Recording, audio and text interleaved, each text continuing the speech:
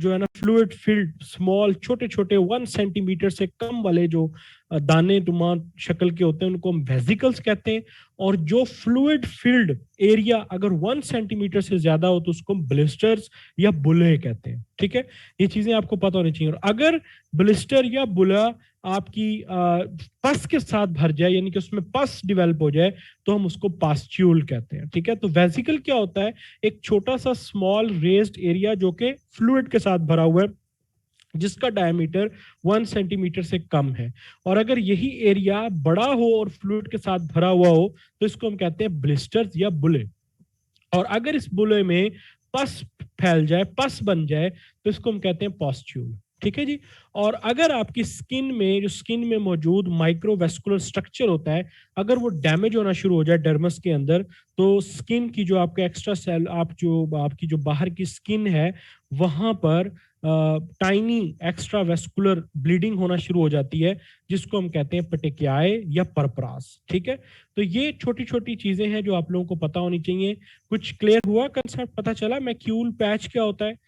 ठीक है, मैं एक दफा फिर रिपीट कर देता हूं कि मैक्यूल एक कोई भी छोटा सा एरिया जो कि आपके पास रेज्ड सॉरी फ्लैट है, सर्कमस्क्राइब्ड है और कलर वहां पर चेंज हो चुका है तो उसको हम अगर वो 1 सेंटीमीटर से कम है तो हम उसको मैक्यूबल कहते हैं, 1 सेंटीमीटर से ज्यादा है तो पैच कहते हैं। और अगर कोई छोटा सा रेज्ड एरिया दाने नुमा अगर 1 सेंटीमीटर से कम है एलिवेशन तो उसको हम पैप्यूल कहते हैं। और अगर वही रेज्ड एरिया जो वो डीपर हो और 1 सेंटीमीटर से ज्यादा हो तो नोड्यूल कहते हैं। इसी तरह एक बड़ा सारा रेस्ड एरिया जो फ्लैट हो, एक्सकोरिएटेड हो, रफ हो, डैमेज हो उसको हम प्लैक कहते हैं। ठीक है, वेसिकल क्या होता है? स्मॉल छोटे छोटे से आपके एक एरिया जहां पर फ्लूइड फील्ड एरिया हो, फ्लूइड फील्ड ब्लिस्टर्स हम इन्हें लेकिन स्मॉल होते हैं तो हम इन्हें वेसिकल्स कहते हैं। और अगर ये 1 सेंटीमीटर से ज्यादा हो जाए तो फिर हम इन्हें ब्लिस्टर्स कहते हैं। और अगर इनमें पस डेवलप हो जाए तो हम इसे पॉस्ट्यूल कहते हैं। और हमारी स्किन के ऊपर जो वेस्कुलर स्ट्रक्चर है और अगर उसमें से ब्लीडिंग होना शुरू हो जाए तो फिर हम कहते हैं कि जनाब ये इनको क्या हो गया, इनको पेटिकियाए या परपरास डेवलप हो गए। यहां तक बात क्लियर है? बोल लो सारे, थका हुआ मैं होता हूं, बोल आप नहीं रहे होते। हाँ जी, अच्छा जी। एक्चुअली बात यह है कि मैं थका हुआ आजकल काफी होता हूँ, एक हफ्ता हो गया है मैं सही तरह से सो भी नहीं पा रहा। आप लोगों को फील भी होता होगा कि भाई थके हो, क्योंकि इस वक्त मेरी एक खाला आईसीयू में एडमिट है और मेरे एक कजन जो है ना वो भी आईसीयू में एडमिट है। और इस वजह से मेरी इतनी वो परेशानी घर में चल रही है कि मैं आपको बता नहीं सकता। ठीक है, तो वो मुझे नींद का मौका बहुत कम मिलता है, बहुत कम मिलता है। ठीक है, अच्छा जी, तो यहां तक क्लियर है बात सबको?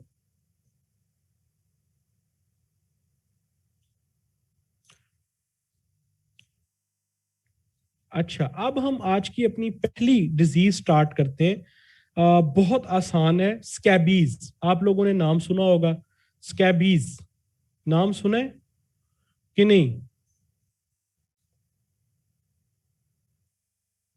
कभी हुआ किसी को आप में से स्कैबीज का सामना हुआ है?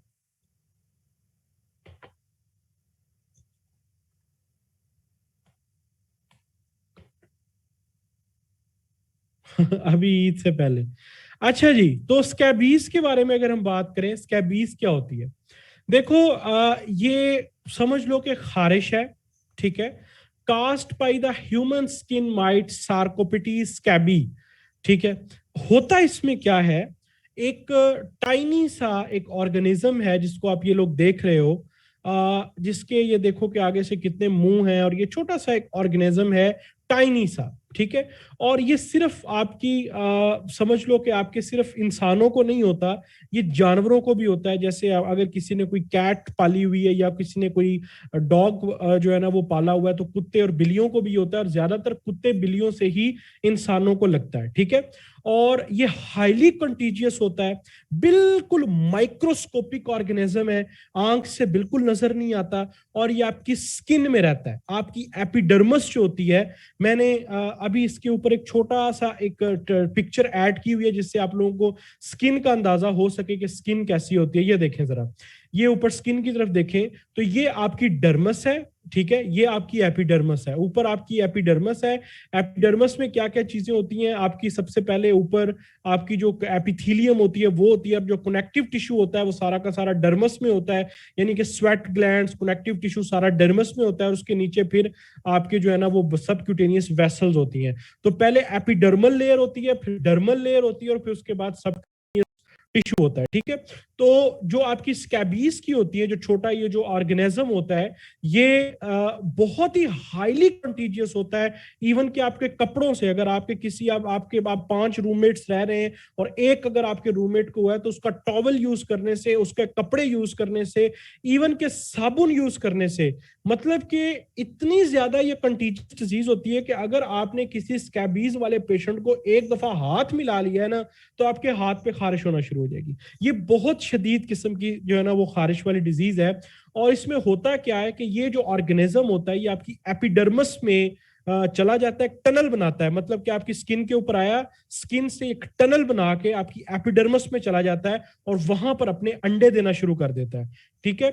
और अंडे भी वहां पर देता है और वहां पर अपना जो फीसिस होते हैं वो भी वहां पर डिपॉजिट करता है, जिसको हम कहते हैं स्कैबेला, ठीक है। मतलब कि आप समझ लें कि ये अपनी फीसिस, अपनी पोटी वगैरह जो है ना वो आपकी स्किन के अंदर कर रहा होता है। जो आपकी एपिडर्मल लेयर होती है उसमें ये अपने बच्चों के अंडे भी दे रहा होता है, जहां से न्यू जो है ना ऑर्गेनिज्म डेवलप हो रहे होते हैं, और साथ में जो है ना ये आपकी जो अपने फीसिस होते हैं उसको भी वो डिपॉजिट कर रहा होता है। इसकी वजह से type 4 hyper sensitivity reaction start होता है, इसके अंडों की वजह से, इसके एग्स की वजह से, इसके फीसिस की वजह से, जिसकी वजह से आपको बड़ी शदीद किस्म की खारिश शुरू हो जाती है, ठीक है। और ज्यादातर ये खारिश जो होती है वो रात को, तो ये खारिश बहुत ज्यादा होती है। ये देखिए जरा, इस डायग्राम की तरफ जरा गौर करें तो आपको पता चलेगा कि मैं क्या बात कर रहा हूं। इस डायग्राम में वो देखें कि ये आपका जो ऑर्गेनिज्म है, ये जो स्कैबीज है, ये कैसे आपकी एपिडर्मल लेयर के अंदर आया है और एक टनल बनाता जा रहा है, और पीछे अंडे देता जा रहा है और आगे बढ़ता जा रहा है, अंडे देता जा रहा है और आगे बढ़ता जा रहा है। ये ऐसे ही होता है कि आपको अपनी एक टनल बना के, एक पूरी टनल बना के वहां पर ये एग्स देता जाता है और साथ साथ आगे बढ़ता जाता है, और यहीं पर अपनी फीसिस वगैरह जो है वो फीसिस वगैरह डेवलप करता जाता है, ठीक है। फीसिस वगैरह भी यहीं पर वो एक्सक्रीट करता जाता है। अच्छा, अब ये इंतहाई कंटीजियस होता है, टाइप 4 हाइपरसेंसिटिविटी रिएक्शन की वजह से आपको शदीद किस्म की खारिश होती है। और सबसे पहले खारिश आपकी स्टार्ट कहां पर होती है? आपके फिंगर्स पे, इंटर डिजिटल एरियाज, आपकी रिस्ट हो गई, इंटर डिजिटल एरिया हो गया, इस तरह। फिर ये मैंने, अच्छा हाँ बिल्कुल ऐसे ही होता है। डॉक्टर असलान कह रहे हैं कि तो सुनकर ही ख्वारिश स्टार्ट होना शुरू हो गई। असलान साहब ऐसे ही होता है, जो स्क्रैच रिफ्लेक्स होता है ना आपका, वो सुनने की वजह से भी स्टार्ट हो जाता है। अगर किसी को आपके सामने खारिश हो रही है तो ऑटोमेटिकली आपको भी खारिश होना शुरू हो जाएगी, और अगर कोई आपके सामने बार बार खारिश का नाम ले रहा है तो उसको भी खारिश होना शुरू हो जाएगी। तो ये स्क्रैच रिफ्लेक्स जो होता है ना, इमोशनली बड़ा अटैच होता है आपका ना, तो ये साइकोलॉजिकली बड़ा अटैच होता है। और अगर आप किसी ऐसे बंदे को अपने साथ बैठता हुआ देखते हो जिसको खारिश हो रही है तो आपको भी ऑटोमेटिकली होना शुरू हो जाती है, ठीक है। तो कॉमन लोकेशंस की अगर हम बात करें तो इसको मैंने प्रायोरिटाइज किया हुआ है कि सबसे पहले फिंगर्स, आपके हाथों की उंगलियां, इंटरडिजिटल एरिया, रिस्ट के ऊपर, ये हाथों से स्टार्ट होता है, और फिर हाथों से एल्बो, एल्बो से एंकल, फीट, आपका scrotal area, head and neck, palms, और पूरी की पूरी जो है ना वो बॉडी के ऊपर जो है ना वो फैलना शुरू कर देता है, ठीक है। और ये बहुत ही खतरनाक पाया जाता है कि अगर ये आपकी पूरी बॉडी के ऊपर फैल जाए, क्योंकि देखो, अगर ये आप सवेयर प्लूराइटिस होगी तो आप बार बार खारिश करेंगे, बार बार खारिश करेंगे, जिसकी वजह से आपकी स्किन के ऊपर मार्क्स बनना शुरू हो जाएंगे। स्किन की जो ऊपर वाली लेयर है वो एक्सकोरिएशन होना शुरू हो जाएगी, वो स्किन की जो ऊपर वाली लेयर है वो वहां से उतरना शुरू हो जाएगी, और ऐसे आपके स्क्रैच मार्क्स आपकी पूरी बॉडी पे बन जाएंगे, आपकी स्किन रफ हो जाएगी और ड्राई होना शुरू हो जाएगी, ठीक है। बड़ा सवेयर किस्म का ये होता है कि वहां पर स्किन रफ होना शुरू हो जाती है, ड्राई होना शुरू हो जाती है, और बाज दफा इन एरियाज के ऊपर सुपर इम्पोज्ड बैक्टीरियल इन्फेक्शन भी हो जाता है, और खास तौर पे आपको और वहां पर पस वगैरह बनना शुरू हो जाती है। तो ये इसकी एक बड़ी ही इंपॉर्टेंट क्लिनिकल फीचर है जिसको हम कहते हैं बोरोज। बोरोज क्या होता है कि जब पेशेंट जब जो स्कैबीज आपके एपिडर्मस में एंटर होती है, तो ये जैसे जैसे आपकी एपिडर्मस में आगे बढ़ती है ना, ये पीछे एक टनल बनाती जाती है। ये आपको ऐसे समझ नहीं आएगी, मैं आपको एक डायग्राम दिखाता हूं तो आपको वहां पर समझ आएगी कि मैं क्या बात कर रहा हूं। ये देखिएगा जरा, ये देखिएगा, यहां से देखो ये स्कैबीज एंटर हुई, ठीक है, यहां से ये देखो स्कैबीज एंटर हुई, और देखो कैसे ये टनल एक बनाई है इसने, पूरी टनल ऐसे आगे बढ़ती जा रही है और टनल बनाती जा रही है। ये पड़ी हुई है आपकी स्कैबीज इस जगह के ऊपर, ठीक है। ये जो व्हाइट सा थोड़ा सा एरिया आपको नजर आ रहा है, ये एंटर हुई है और आगे बढ़ती जा रही है, यहां पर अंडे देती जा रही है और एक टनल सी बन गई, एक सुरंग सी बन गई है, ठीक है, उर्दू में। तो इसको हम कहते हैं बोरोज। लीनियर मार्क्स होते हैं जो आपको सारे ऐसे नजर आ रहे होते हैं, ऐसे पूरी बॉडी के ऊपर, जो इस बात की निशानदेही कर रहे होते हैं कि यहां से देखो एंटर हुई है और ऐसे ये आगे बढ़ती जा रही है, बढ़ती जा रही है, बढ़ती जा रही है और आगे की तरफ अभी बढ़ती जा रही है, अपने अंडे देती जा रही है और अपना जो भी उसका फीसिस वगैरह है वो सारा का सारा अपनी आपके एपिडर्मस के अंदर एक्सक्रीट करती जा रही है। और रात को क्योंकि ये अपने अंडे देती है, एग्स देती है, और रात को आपको खारिश बहुत ज्यादा होती है। स्कैबीज की खारिश ज्यादा आपको ज्यादा जो होती है वो दिन के टाइम इतनी नहीं होती जितनी रात को होती है, क्योंकि इसका जो हैचिंग टाइम होता है, जो ये अंडे देने का इसका पीरियड होता है, वो रात को होता है, ठीक है। रात को लेट नाइट में ये देती है और लेट नाइट पेशेंट को बहुत ज्यादा इचिंग स्टार्ट हो जाती है, प्रोराइटिस होना शुरू हो जाता है। ये देखिए जरा, ये देखें कि ऐसे छोटे छोटे खारिश की वजह से छोटे छोटे ऐसे दाने भी बनना शुरू हो जाते हैं और इनके ऊपर बाज दफा bacterial super impose bacterial infection हो जाता है, सेकेंडरी इन्फेक्शन हो जाता है, जिसकी वजह से पास्ट्यूल्स बनना शुरू हो जाते हैं, पस वाले दाने बनना शुरू हो जाते हैं। अगर खुदा ना खास्ता आप में से किसी को कभी हुआ हो तो आपने एक्सपीरियंस किया होगा कि ये पहले हाथों से स्टार्ट होता है, इंटरडिजिट्स में स्टार्ट होता है, वहां से ये आपकी पूरी बॉडी पे फैलना शुरू कर देता है। और मुझे पूरी उम्मीद है कि इस वक्त आप सब में आपको आप में से 80% को तो खारिश लाजमी, कहीं ना कहीं आप लोगों ने खारिश लाजमी अभी तक कर दी होगी, ठीक है। ये स्कैबीज है ही ऐसा, ठीक है। अच्छा देखो, सबसे इंपॉर्टेंट चीज ये है कि ये इतनी आसानी से नहीं निकलता, इतनी आसानी से नहीं बाहर आता, ठीक है। इसको आपको आपके जिस्म से रिमूव करने के लिए, क्योंकि अगर स्कैबीज का बिल्कुल इसके निशान पड़ जाते हैं, अगर आप बहुत ज्यादा खारिश करें और आपकी स्किन बहुत ज्यादा डैमेज हो जाए तो इसके निशान भी पड़ना शुरू हो जाते हैं, आपकी स्किन के ऊपर निशान भी पड़ना शुरू हो जाते हैं, ठीक है। अच्छा, अब ये आपकी स्क्रैचिंग पे डिपेंड करता है ना, इस पे तो प्लैक्स बनना शुरू हो जाते हैं, आपकी स्किन ड्राई रफ होना शुरू हो जाती है, एक्सकोरिएशन होना शुरू हो जाती है अगर सवेर किस्म की खारिश स्टार्ट हो जाए। देखो इसकी अब ट्रीटमेंट क्या, मैनेजमेंट क्या, मैंने आपको पहले एक बात बताई कि ये माइट इतना ज्यादा खतरनाक है कि अगर ये एक भी आपकी बॉडी पे रह जाए तो ये वहां भी अपनी जो है ना वो खारिश करना स्टार्ट कर देगा, ये नहीं रुकेगा। एक भी आपकी बॉडी पे रह जाए तो ये आपके लिए बड़ा खतरनाक है, ठीक है। तो इसके लिए हमारे पास हमें इसको बहुत एहतियात से लेकर चलना होता है, ठीक है। अब एहतियात का क्या मतलब है, सबसे पहले तो अगर आपके किसी जगह के ऊपर जहां पर आप रह रहे हैं, अगर वहां पर किसी को कोई खारिश हो गई है, शुरू हो गई है, देखो हम एक बात करते हैं, हम एक ऐसे पेशेंट की जो कि स्कैबीज का पेशेंट है, वो आपके सामने आया है, आप सबसे पहले तो जाहिर सी बात है कि आपको नजर आ रहा होगा, ऐसे पेशेंट की हिस्ट्री लेने से पहले पेशेंट आपको आते ही आपकी हिस्ट्री में बताएगा कि डॉक्टर साहब मुझे ना खारिश हो रही है, ठीक है, मुझे ना खारिश हो रही है, ठीक है, मुझे खारिश हो रही है। अब खारिश से आपको जेन में फौरी तौर पे समझ आ जाएगी कि या तो एलर्जी हो गई है। अगर इस पेशेंट को स्कैबीज है, अभी आपको नहीं पता कि इसको स्कैबीज है या किसी और वजह से खारिश हो रही है, आप सबसे पहले उसकी लोकेशंस को देखेंगे। मैंने आपको बताया कि स्कैबीज इंटर डिजिटल एरियाज में और आपके हाथों में सबसे पहले शुरू होती है। तो आप उसके इंटर डिजिटल एरियाज देखेंगे, आप उसकी फिंगर्स देखेंगे, आप उसके एल्बो को देखेंगे, आप उसके डिफरेंट एरिया स्किन के देखेंगे कि वहां पर स्क्रैच मार्क्स तो नहीं है, खारिश तो नहीं हो रही। आप उससे पूछेंगे कि आपको रात को खारिश ज्यादा तो नहीं होती, आप उससे ये पूछेंगे कि सबसे पहले खारिश कहां पर स्टार्ट हुई थी, और सबसे जरूरी बात आप ये पूछेंगे कि जब आपको खारिश स्टार्ट हुई तो उससे पहले आप किसी ऐसे बंदे से मिले जिसको पहले से ये खारिश होती हो, या आपके घर में किसी को पहले से खारिश है, ठीक है। ये आपने उससे सवाल कर लिए। जब आपने उससे सवाल कर लिए, आपने उसका क्लिनिकली एग्जामिनेशन कर लिया, आपको स्क्रैच मार्क्स मिल गए, तो आपकी जर्नल रिकमेंडेशन सबसे पहले क्या होनी चाहिए, आपने तमाम के तमाम उन पेशेंट्स को फौरी तौर पे अलहदा करना है जो कि उसके साथ क्लोज कांटेक्ट में है। फॉर एग्जांपल एक रूम में 3 लोग रहते हैं, बाकी 2 को अभी तक डेवलप नहीं हुई, तो फौरी तौर पे आपने उनको उनसे अलग करना है। आपने तमाम के तमाम जो क्लोज कॉन्टेक्ट्स वाले पेशेंट है उनको अलग करके और उनको कहना है कि भाई प्री मैथ्रिन एक क्रीम होती है, स्कैबियन के नाम से भी आपको आती है, और आपने कहना है कि भाई सबसे पहले आपने उनको अलग करके आपने पूरे जिस्म के ऊपर अपने हेड टू टो, हेड से लेके टो तक आपने नहा के क्रीम लगानी है। अपने तमाम के तमाम कपड़ों को, अपने तमाम के तमाम कपड़ों को अच्छी तरह से धो के आपने उनको धूप लगवानी है। ये सिर्फ जो क्लोज कांटेक्ट वाले पेशेंट है उनके लिए तो है ही है, लेकिन कपड़ों वाली जो बात है, जो अंडरवेयर्स, खास तौर पे आपके अंडरवेयर्स या आपकी जो अंडरगारमेंट्स हैं, उनको आपने धो के अच्छे तरीके से आपने उनको धूप लगवानी है। तमाम के तमाम कपड़ों को आपने अच्छे तरीके से धोना है। और आप टॉपिकल जो है ना वो स्टीरॉइड्स, कॉर्टिकोस्टीरॉइड्स को भी यूज कर सकते हैं। ठीक है। अच्छा, अब आपके पास 2-3 चीजें यहां पर बड़ी इंपॉर्टेंट है। ठीक है।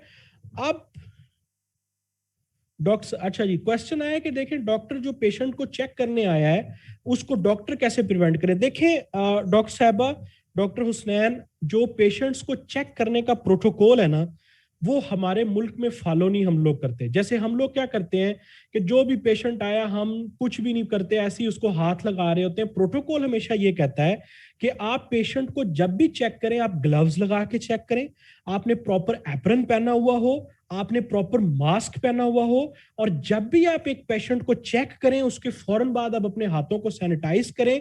और नेक्स्ट पेशेंट को चेक करने से पहले अगर आपको लगता है कि कोई पेशेंट कॉन्टीजियस डिजीज का है तो अपना मास्क भी चेंज करें और अपने ग्लव्स को भी चेंज करें। हम ये प्रैक्टिस फॉलो नहीं करते, इस वजह से हमें भी वो बीमारियां लग जाती हैं जो हमारे पेशेंट्स को होती हैं।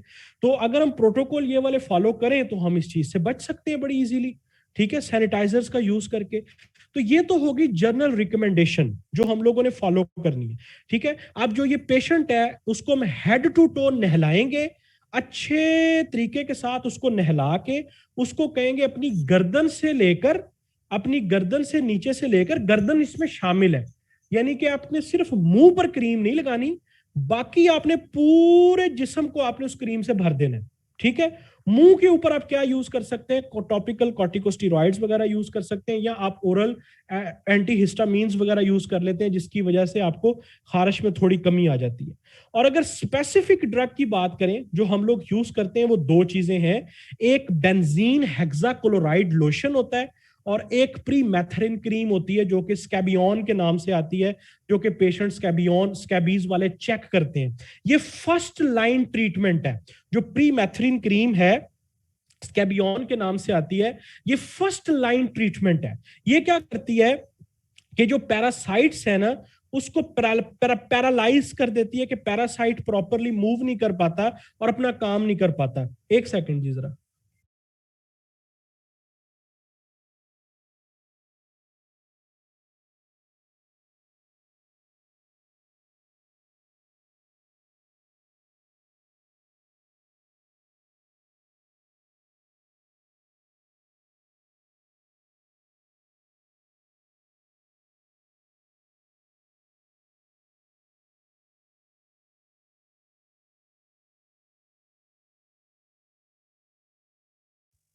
हाँ जी डॉक्टर साहब, देखिए डिफरेंट क्रीम्स है ना, वो तो ब्रांड नेम कोई भी रख दे।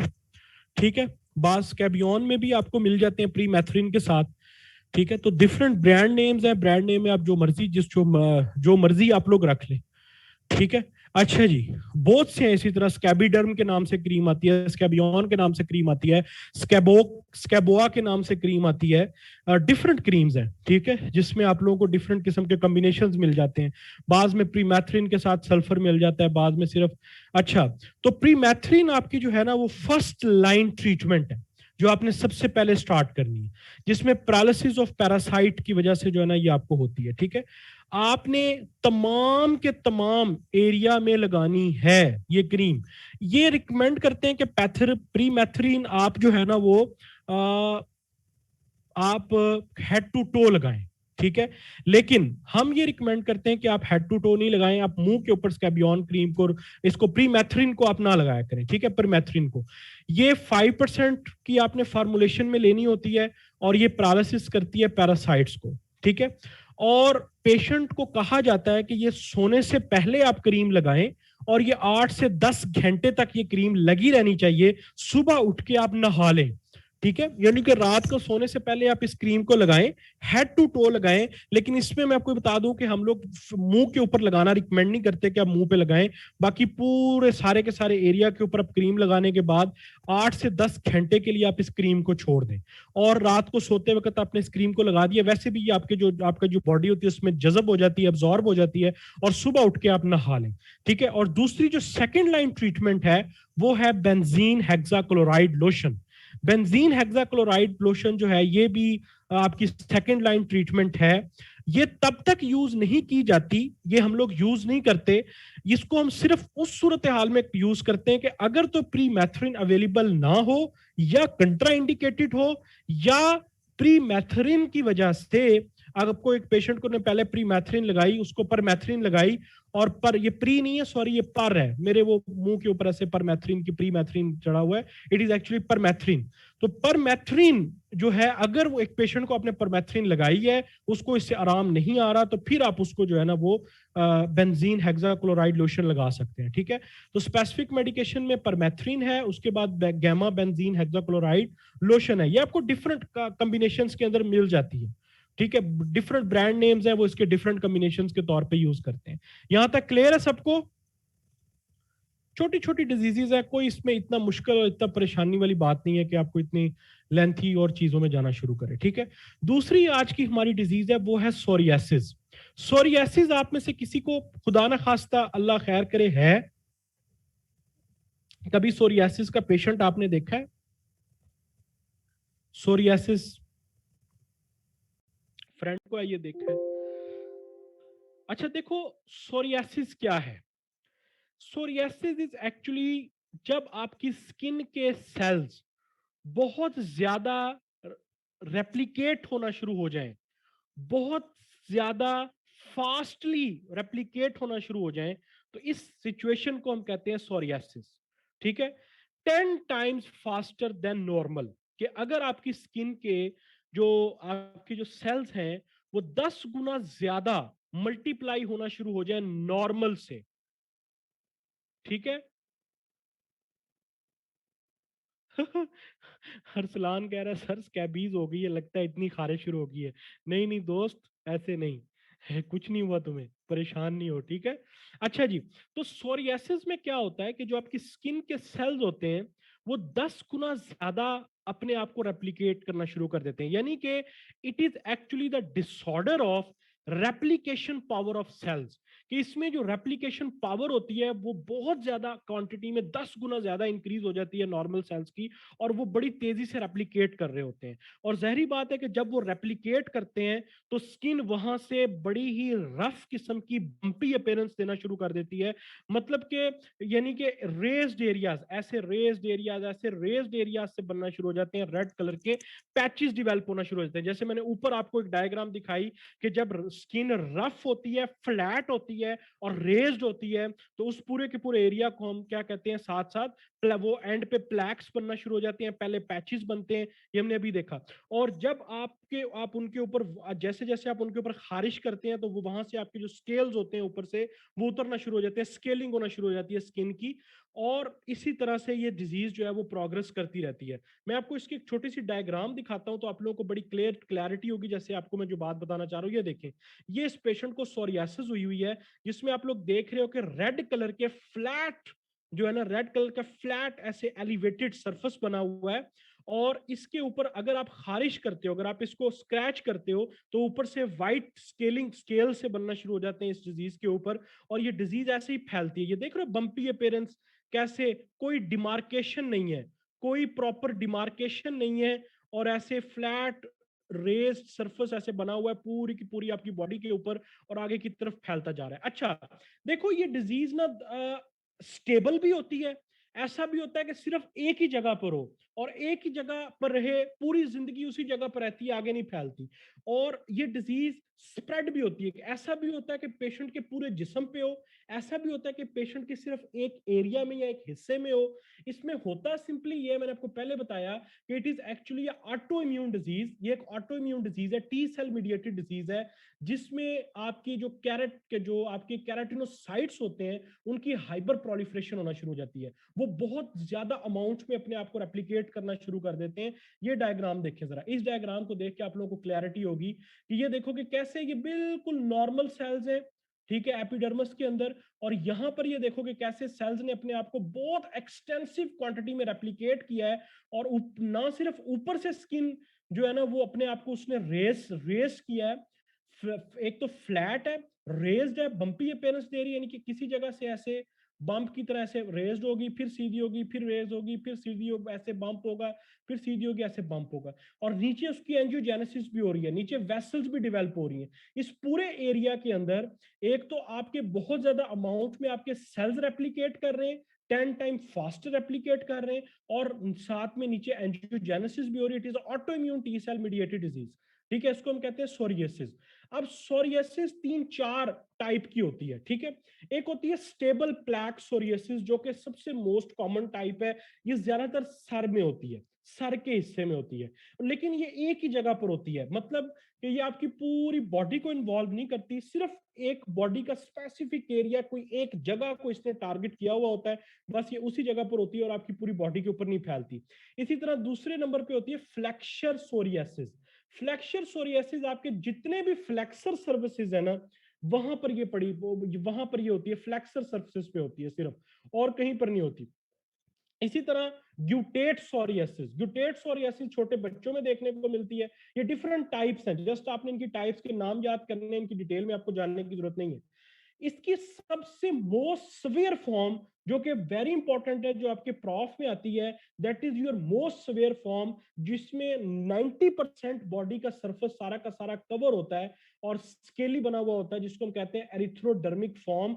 और इस फॉर्म में सबसे ज्यादा खतरा होता है कि इसके ऊपर सुपर इम्पोज इन्फेक्शन ना हो जाए, सुपर इम्पोज बैक्टीरियल इन्फेक्शन ना हो जाए। तो 4 किस्म की इसकी टाइप्स हैं। एक स्टेबल सोरियासिस है, जो सिर्फ एक जगह के ऊपर महदूद रहती है, बाकी जगहों के ऊपर नहीं फैलती। फ्लेक्सर सोरियासिस सिर्फ फ्लेक्सर सरफेस पे होती है। ग्यूटेट सोरियासिस रेन ड्रॉप लाइक होती है, किसी किसी जगह के ऊपर होती है, और ये आपके चिल्ड्रंस के अंदर देखने को मिलती है। और जो अरेथ्रोडर्मिक फॉर्म है, ये सबसे सिवियर फॉर्म है, इसने 90% ऑफ बॉडी को कवर किया हुआ होता है, और ये हमेशा सेकेंडरी इंफेक्शंस के साथ, एनाफाइलेक्टिक रिएक्शंस के साथ, फीवर के साथ, सर्कुलेटरी डिस्टर्बेंस के साथ एसोसिएटेड होती है। क्योंकि जब इतनी ज्यादा अमाउंट में आपकी स्किन डैमेज हुई हुई हो, स्किन खराब हुई हुई हो, तो वहां पर सुपर इम्पोज इन्फेक्शंस भी होते हैं, और फिर सुपर इम्पोज इन्फेक्शंस की वजह से सर्कुलेटरी प्रॉब्लम भी होते हैं, ठीक है। अच्छा, it is actually auto immune disease doctor साहबा, ठीक है। इसको आप प्री कैंसेरियस लीजन भी कह सकते हैं, कि ये उसके बाद कैंसर में भी कन्वर्ट हो सकती है, लेकिन it it refers to an autoimmune disease. T cell mediated immunity की वजह से ये होती है, ठीक है। अच्छा जी, ये देखिए, और ये टोटली टोटली डिपेंड करती है आपके क्लिनिकल बैकग्राउंड्स के ऊपर। आप इसकी बायोप्सी कर सकते हैं, और इसमें जॉइंट असेसमेंट बहुत जरूरी होती है। जॉइंट असेसमेंट क्यों बहुत जरूरी होती है? क्योंकि आपने एक डिजीज पढ़ी होगी, अगर आपने अभी तक पढ़ लिया, सोरियाटिक आर्थराइटिस। सोरियाटिक आर्थराइटिस, ये वो डिजीज है जो कि आप लोगों ने, ओहो ये डिलीट कैसे हो गया, ठीक है, ये वो डिजीज है जो आप लोग जब जॉइंट्स पढ़ेंगे, मस्कुलोस्केलेटल सिस्टम पढ़ेंगे, तो ये भी सोरियासिस के साथ होती है। इसमें क्या होता है कि जॉइंट्स की जो म्यूकोजा होता है, जो आपकी जॉइंट्स की साइनोवियल फ्लूइड जहां पर होता है, वहां पर स्वेलिंग भी होना शुरू हो जाती है, और ये जॉइंट्स को भी अटैक करती है, जिसकी वजह से आपके जो नी जॉइंट है, आपका एल्बो जॉइंट है, आपका एंकल जॉइंट है, आपका रिस्ट जॉइंट है, इसके जो आर्टिकुलेटिंग सर्फेसिस होते हैं, वहां पर स्वेयर किस्म की इन्फ्लेमेशन होती है, और इसको हम कहते हैं सोरियाटिक आर्थराइटिस। ये सोरियासिस के पेशेंट्स के अंदर होती है। ये जब मस्कुलोस्केलेटल सिस्टम आप पढ़ेंगे, वहां पर आप इसकी डिटेल पढ़ेंगे, लेकिन जॉइंट असेसमेंट इसमें बहुत जरूरी होती है, कि बाज दफा जो पेशेंट्स होते हैं, जो सोरियासिस के होते हैं, वो आर्थराइटिस के साथ भी प्रेजेंट कर रहे होते हैं। यहां तक बात क्लियर है? सोरियासिस क्या है? टी सेल मीडिएटेड डिजीज है जिसमें आपके स्किन के जो कैराटिनोसाइट्स होते हैं, जो सेल्स होते हैं, वो 10 टाइम फास्टर अपने आप को रेप्लिकेट करना शुरू कर देते हैं। ठीक है, साथ में उनकी एंजियोजेनेसिस भी हो रही होती है। देखो, मैं ना स्किन की आपको बहुत ज्यादा डिटेल्स नहीं करवा रहा, ठीक है, क्योंकि इनकी डिटेल्स की आपको जरूरत नहीं है। मैं आपको इसकी बहुत डिटेल में पैथोजेनेसिस नहीं करवा रहा, क्योंकि पैथोजेनेसिस की आपको इसकी डिटेल में इतनी जरूरत नहीं है। स्किन एक बहुत लाइट, बहुत आसान टॉपिक है, और आपने इसमें सिंपली इसको आसान और लाइट ही रखना है। इसकी बहुत ज्यादा डिटेल में और इसकी खपत में क्यों होता है, कैसे होता है, इसकी पैथोफिजियोलॉजी में जाने की आपको बिल्कुल जरूरत नहीं है। जस्ट आपको कॉज पता हो, साइंस एंड सिम्टम्स पता हो और ट्रीटमेंट पता हो, इनफ। इसमें आपने कोई और डिटेल में नहीं जाना, ठीक है। अच्छा, तो 4 टाइप की है, स्टेबल है, फ्लेक्सर है, यूटेट है, और एरिथ्रोडर्मिक फॉर्म है जो सबसे सवेयर है, और 90% इसने आपकी बॉडी को कवर अप किया हुआ होता है। ट्रीटमेंट, ट्रीटमेंट इसकी इंतहाई आसान है। सबसे पहले ट्रीटमेंट है इमोलियंट्स। इमोलियंट्स क्या होते हैं, कोई बताएगा? मैंने बताया डॉक्टर साहब, स्किन कहां से करना है, बड़ी डिटेल में बताया आपको, फिर बता देता हूँ।